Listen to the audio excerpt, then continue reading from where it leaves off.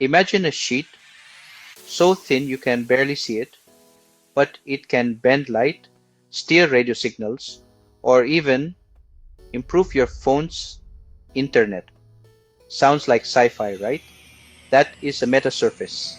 And when you place two of them in a careful arrangement, spaced just right, you get something even more powerful, a bilayer metasurface.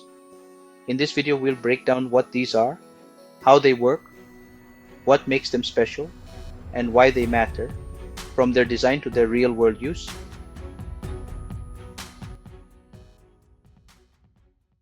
A metasurface isn't a material in the usual sense. It's more like a patterned film made up of tiny structures called metaatoms. These are designed to interact with electromagnetic waves like light or radio signals in specific ways. Each metaatom is smaller than the wavelength it's controlling. It's like creating a code of patterns that tells the wave how to behave, whether to bend, focus, scatter, or twist. Now, take that concept and stack two metasurfaces together, just a few hundred nanometers apart. That's a bilayer metasurface. This setup gives you extra control. Instead of a single layer doing all the work, now each layer can play a different role or even work together to handle more complex wave behaviors. For example, one layer might shape the wave's amplitude and the other its phase or polarization.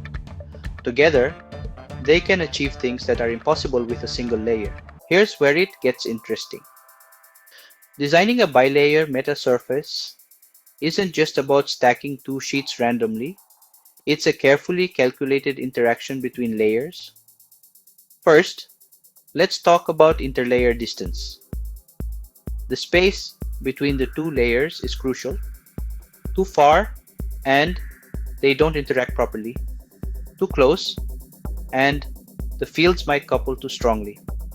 Most designs keep this spacing sub-wavelength, smaller than the wave they're controlling, to maintain strong interaction without unwanted interference.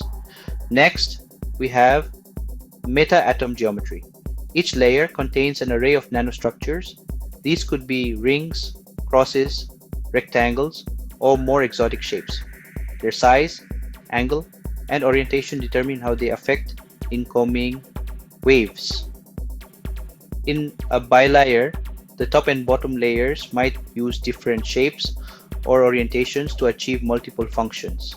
It's like programming each layer to play a different note, and together they make a chord. Material selection is also a key. Metals like gold or silver are used for certain frequencies like infrared, while dielectric materials like silicon are better for visible light because they lose less energy. Choosing the right material depends on the target frequency and application, whether it's for optical lenses, THH antennas, or infrared sensors. Finally, simulation and optimization come into play. Before fabrication, researchers use electromagnetic simulation software to model how waves will pass through the two layers. They tweak parameters like periodicity, thickness, and dielectric constant to optimize performance. In the field of optics, traditional lenses are bulky and curved. Bilayer metasurfaces can create flat lenses that focus light just as well, but are only a fraction of the size. Some research labs have already demonstrated high-resolution imaging and even color-corrected metalenses using bilayer designs. In communications, particularly for 5G or satellite systems, steering signals without mechanical parts is a game changer. Bilayer metasurfaces allow beam steering and polarization control, which helps direct signals exactly where needed. This means more stable, high-speed wireless communication.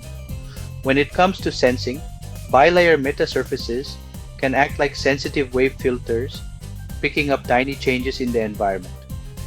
They are used in infrared detection, biomolecular sensing, and chemical identification, with potential for medical diagnostics and wearable sensors. If you're new to my channel, please check out my videos and consider subscribing for more content like this.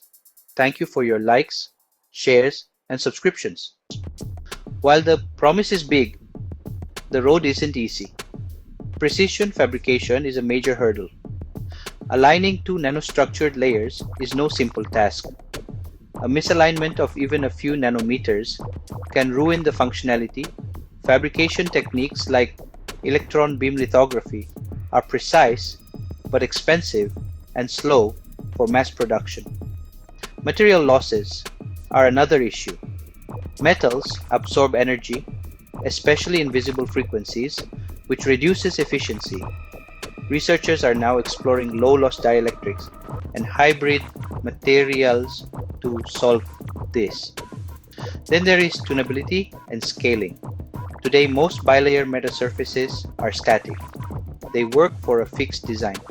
But future devices need to adapt.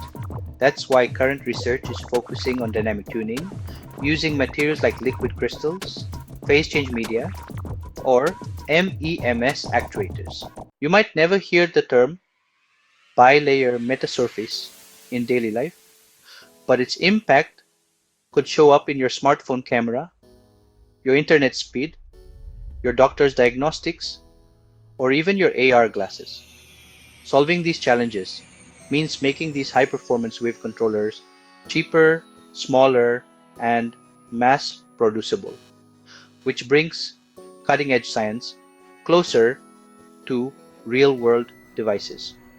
So next time you snap a sharp photo, stream 8K video, or wear a lightweight smart headset, there might be some invisible nano architecture doing the heavy lifting behind the scenes. Thank you for watching this video. I'll catch up with you in another exciting video soon. Until then, goodbye and take care.